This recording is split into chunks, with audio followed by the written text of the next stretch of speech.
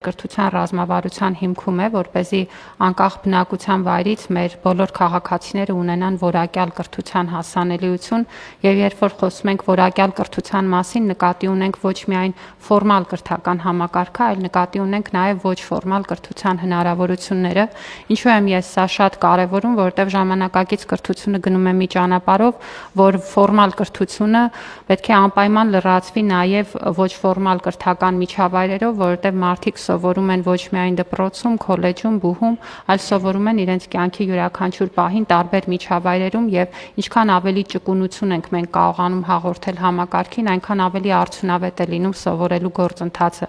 Եվ թույլ տվեք ասել, որ ըստ էության այսօր տեխնոլոգիական կրթությունը դարձել է մեր կրթական համակարգի բրենդը եւ մենք ունենք բազմաթիվ հաջողված տեխնոլոգիական ոչ ֆորմալ կրթության օրինակներ, որոնք մեծ հետաքրքրություն են առաջացնում նաեւ Հայաստանից դուրս, ինչպես օրինակ Թումոն է, ինչպես օրինակ Արմաթ լաբորատորիաներն են, որոնք գործում են մեր 600-ից ավել դպրոցներում որպես ոչ ֆորմալ կրթության եւս մի հաջողված օրինակ,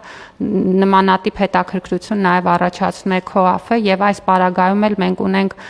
հետաքրքիր համագործակցության փորձ եւ կարեւորում եմ, որ ծրագիրը հասանելի է լինելու սկսած ավագ դասարանների աշակերտներից, այսինքն բավականին վաղ փուլում հնարավորություն կլինի աշխատել երեխաների հետ եւ այն ուղղությունները, որոնք ընդգրկված են այս ծրագրի մեջ, մասնավորապես արհեստական բանականության, ինժեներական կրթության, հնարավորություն են տալու նաեւ այս ծրագրի միջոցով ուժեղացնել դպրոցը, որովհետեւ այս ոչ ֆորմալ կրթության բովանդակությունը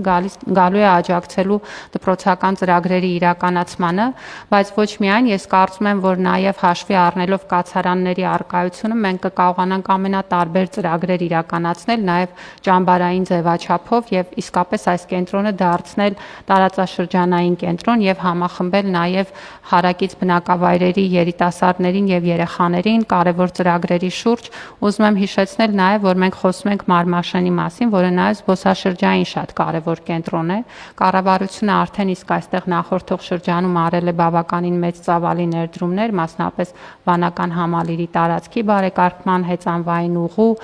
դրան մոտեցող ճանապարհների եւ այլ մասով եւ վստահ եմ, որ սա ոչ միայն կրթության տեսանկյունից, այլ նաեւ զբոսաշրջության տեսանկյունից նոր հնարավորություններ կբացի այս համայնքի եւ բնակավայրի համար։